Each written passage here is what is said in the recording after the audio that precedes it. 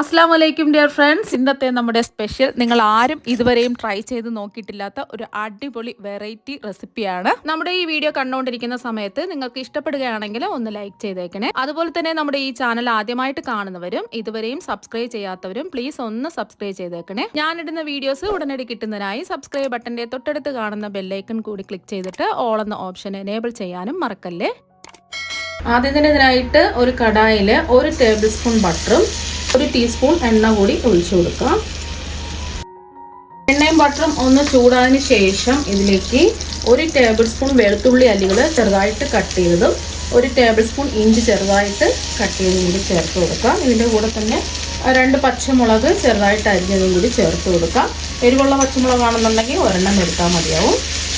ഒരു 20 സെക്കൻഡ് ഒന്ന് ഇളക്കി കൊടുക്കാം.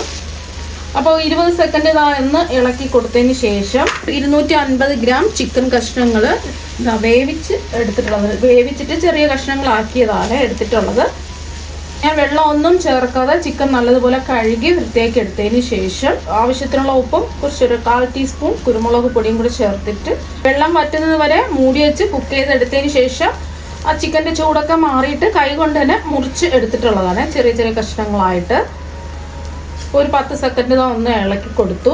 ഇനി ഇതിലേക്ക് നമ്മൾ ചേർത്ത് കൊടുക്കുന്നത് 1/2 ടീസ്പൂൺ ചില്ലി ഫ്ലേക്സ് ചതച്ച മുളകാണ്, ഒരു 1/2 ടീസ്പൂൺ ഒറിഗാനോ, ഒരു 1/2 ടീസ്പൂൺ ഗരം മസാലപ്പൊടി, ഒരു 1/2 ടീസ്പൂൺ മുളക് പൊടി. ഞാൻ കാശ്മീരി മുളക് പൊടിയാണ് എടുത്തിട്ടുള്ളത്.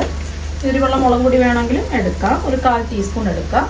പിന്നെ ഒരു 1/2 ടീസ്പൂൺ മല്ലിപ്പൊടിയും കൂടി ചേർക്കാം.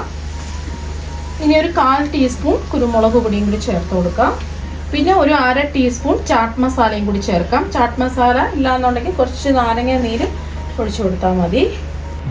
ഇതിലേക്ക് ഒരു 1/2 ടീസ്പൂൺ ഉപ്പും കൂടി ചേർക്കാം. ചിക്കൻ വേവിച്ചപ്പോൾ ഉപ്പ് ചേർത്തിട്ടാണ് വേവിച്ചെടുത്തിട്ടുള്ളത്, അതുകൊണ്ട് കുറച്ച് ആവശ്യത്തിനുള്ള ഉപ്പ് ചേർത്താൽ മതി.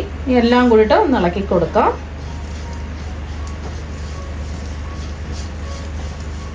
ഒരു 10 സെക്കൻഡ് ഒന്ന് ഇളക്കി കൊടുക്കുക. ഒരു 10-15 സെക്കൻഡ് ഒന്ന് ഇളക്കി കൊടുത്തതിന് ശേഷം ഇതിലേക്ക് 3 ടേബിൾ സ്പൂൺ സവാള ചെറുതായിട്ട് കട്ട് ചെയ്തത് ചേർക്കാം. അതുപോലെ തന്നെ ഒരു 3 ടേബിൾ സ്പൂൺ ക്യാപ്സിക്കം ചേർത്ത് കൊടുക്കാം, ചെറുതായിട്ട് കട്ട് ചെയ്തതാണ്. ഞാൻ 2 കളറിലുള്ള ക്യാപ്സിക്കമാണ് എടുക്കുന്നത്. 3 ടേബിൾ സ്പൂൺ റെഡ് കളറിലുള്ള ക്യാപ്സിക്കം ഉണ്ടെന്നുണ്ടെങ്കിൽ ചേർത്ത് കൊടുക്കാം, അല്ലാന്നുണ്ടെങ്കിൽ പച്ച മാത്രം എടുത്താൽ മതി. പിന്നെ ഒരു 3 ടേബിൾ സ്പൂൺ ക്യാരറ്റ് ഗ്രേറ്റ് ചെയ്തെടുത്തതാണ്.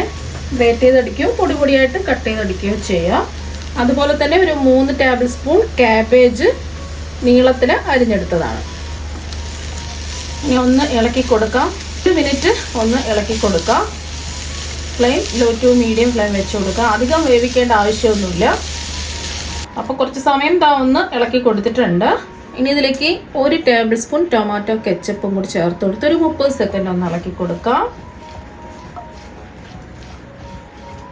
ഒരു 30 സെക്കൻഡ് ഇളക്കി കൊടുത്തതിന് ശേഷം ഇതിലേക്ക് ഫ്രഷ് ക്രീം ഉണ്ടെന്നുണ്ടെങ്കിൽ ഒരു 2 ടേബിൾ സ്പൂൺ ചേർത്ത് കൊടുക്കുക. അതിൻ്റെ കൂടെ തന്നെ ഒരു 1/4 കപ്പ് മയോണൈസ് ഞാൻ വീട്ടിൽ തന്നെ തയ്യാറാക്കി എടുത്തിട്ടുള്ളതാണ്, അതും കൂടി ചേർത്ത് കൊടുത്ത് ഫ്ലെയിം കുറച്ച് വെച്ചിട്ട് ഒന്ന് ഇളക്കി കൊടുക്കുക.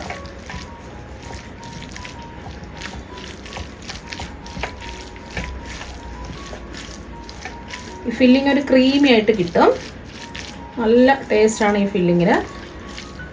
അപ്പോൾ ഫ്ലെയിം കുറച്ച് വെച്ച് ഒന്ന് ജസ്റ്റ് ഒന്ന് ഇളക്കി കൊടുത്തതിന് ശേഷം ഫ്ലെയിം ഓഫ് ആക്കാം.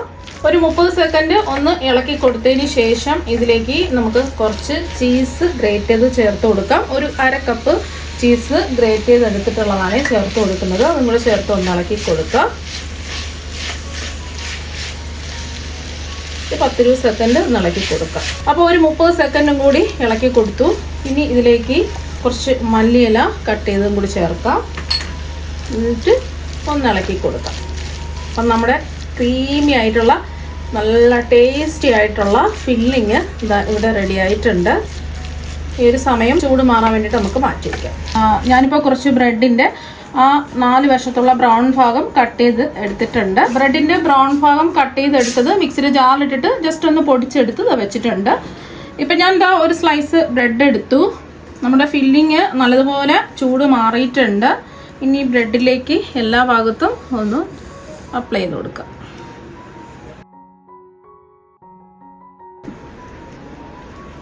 എല്ലാ ഭാഗത്തും ഇതുപോലെ ഒന്ന് നിരത്തി വെച്ച് കൊടുക്കുക. എന്നിട്ട് അടുത്ത ഒരു ബ്രെഡ് എടുക്കുക.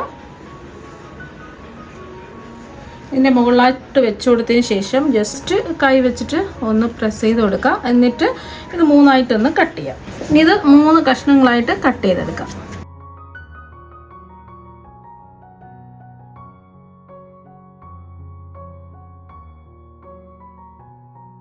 അപ്പോൾ 3 കഷ്ണങ്ങളായിട്ട് കട്ട് ചെയ്തെടുത്തിട്ടുണ്ട്. ബാക്കിയെല്ലാം ഇതുപോലെ തന്നെ ചെയ്തിട്ടെടുക്കാം. ഇനി ഒരു പാത്രത്തിലേക്ക് 1/2 കപ്പ് മൈദ ഇടാം. ഇതിലേക്ക് 1 ടീസ്പൂൺ തന്തൂരി ചിക്കൻ പൗഡർ ഇട്ട് കൊടുക്കാം. ഇല്ലാന്നുണ്ടെങ്കിൽ ചതച്ച മുളകോ അല്ലെങ്കിൽ കുറച്ച് മുളക് പൊടിയോ ചേർത്ത് കൊടുത്താൽ മതി. ഇതിലേക്ക് ആവശ്യത്തിനുള്ള ഉപ്പ് ചേർക്കാം. ഒരു 1/4 ടീസ്പൂൺ ഉപ്പ് ചേർത്ത് കൊടുത്ത് നന്നായിട്ടൊന്ന് മിക്സ് ചെയ്യാം. ആവശ്യത്തിന് വെള്ളം ഒഴിച്ച് ചെറിയൊരു ബാറ്ററായിട്ട്, ഒരുപാടങ്ങ് ലൂസായി പോകാനും പാടില്ല, ഒരുപാടങ്ങ് കട്ടിയായി പോകാനും പാടില്ല. ആ ഒരു പരുവത്തിന് റെഡിയാക്കി എടുക്കുക. കുറച്ച് വെള്ളം ഒഴിച്ചു കൊടുക്കുക. ഞാനിപ്പോൾ 1 കപ്പ് വെള്ളം എടുത്തിട്ടുണ്ട്.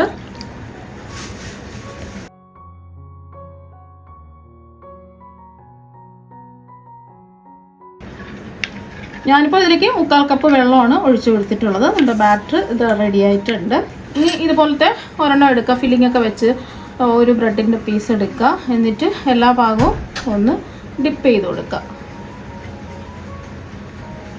ഇനി ഇത് ബ്രെഡ് ക്രംസിലിട്ട് ഒന്ന് കോട്ട് ചെയ്തെടുക്കുക.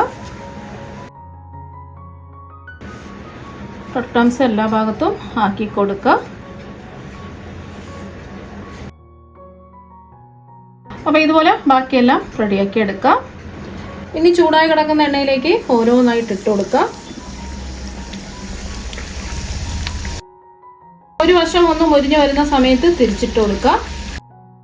അപ്പോൾ ഒരു വശം മുരിഞ്ഞു വന്നിട്ടുണ്ട്. തിരിച്ചിട്ട് കൊടുക്കുക.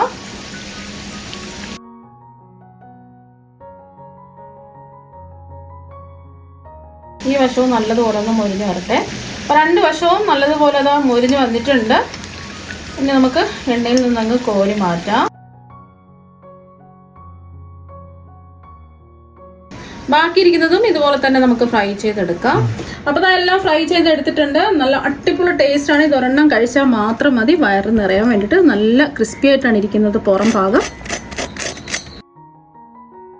അപ്പോൾ നിങ്ങൾ എന്തായാലും ഇതുപോലെ ഒരു പ്രാവശ്യം ഒന്ന് ട്രൈ ചെയ്ത് നോക്കുക. തീർച്ചയായും നിങ്ങൾക്ക് എല്ലാവർക്കും ഒരുപാട് ഇഷ്ടമാകും. അപ്പോൾ നമുക്ക് മറ്റൊരു വെറൈറ്റി വീഡിയോ ആയിട്ട് വീണ്ടും കാണാം. താങ്ക്